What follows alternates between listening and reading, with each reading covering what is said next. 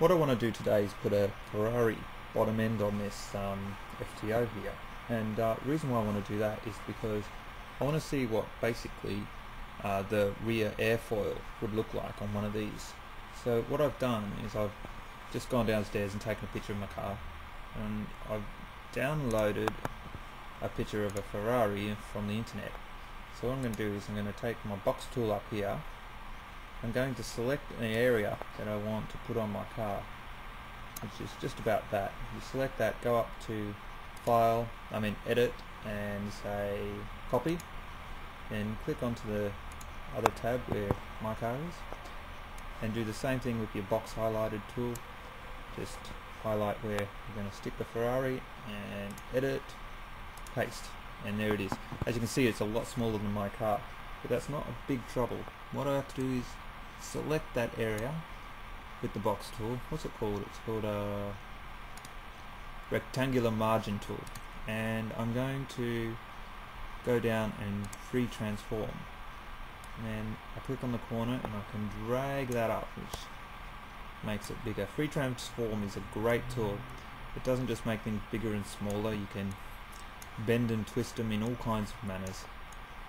So it's one of the most powerful tools you would use on Photoshop, particularly if you're going to do stuff like mismatching two cars together and chopping up bits and pieces and trying to make them fit. So here we go. I'm just squeezing it in here. Yeah, that looks about right. Let's have a look. Apply. Okay, so deselect. So now I've done that, I'm going to go and get my eraser tool. Now if you see my eraser tool, we go up to the brushes, there's a hardness. I'm going to make it quite soft, which basically it makes the edges really soft, so it makes it really easy to blend. So if you do this, blend that Ferrari in, and that's just making all the edges fuzzy, so parts of the image underneath is coming through on a variant angle, a degree. Anyway, so there you go. That's done. Easy peasy. Now I'll go down and I'll just get rid of some of the ground there. You see my tires are coming through there on the bottom. So there you go. It's a good idea to try and get as much as the original car in as possible.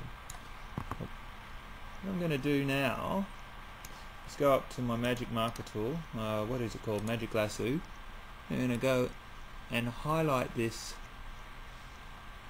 rear diffuser, because as you can see it's quite a strong color balance difference on the road there. So, and then I'm going to go up to my image adjustments, hue saturation, and I'm going to turn the saturation right down, make it more or less black and white. There you go.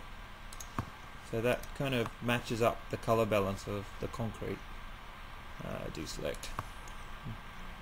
Makes it look a lot better.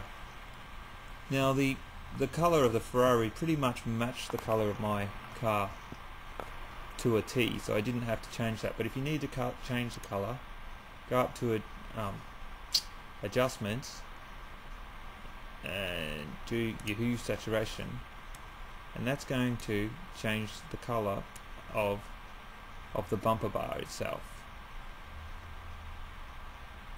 because I'm on the bumper bar layer, the second layer. But we'll change between the layers, the Ferrari layer there and the FTO layer. You can go up to Windows, go down to Layers, and you get a layer box. That's my layer, that's my original picture of the FTO, and that's the picture of the Ferrari bonnet. So there's the FTO, and there's the Ferrari part. So there's basically two pictures overlaying each other. Layers is good to work with, and you're going to need to really understand layers when you start to do stuff like blending options and that. But basically there you go. There's my Ferrari back end on my FTO. So now we know what a FTO looks like with a Ferrari bumper, but what I want to do is I want to see what it looks like with just this airfoil here and maybe these chromic source. So what I'll do is I've got my eraser tool and I'm just going to do a great big fat delete all the way across there. Delete all of that Ferrari bumper. Might make my brush a bit smaller. Get in here, delete that. It's amazing how much you can delete and still keep the look you want. Now if you make a mistake, don't worry, that's where your history box comes in, and you can just cruise up your history of all the little changes you've made throughout the exercise. So it's all there. So it doesn't matter how far ahead you get when you make a mistake, there's always a record of it. So there you go. That's what an FTO looks like with a Ferrari style rear diffuser and twin chrome exhaust tips. Nice.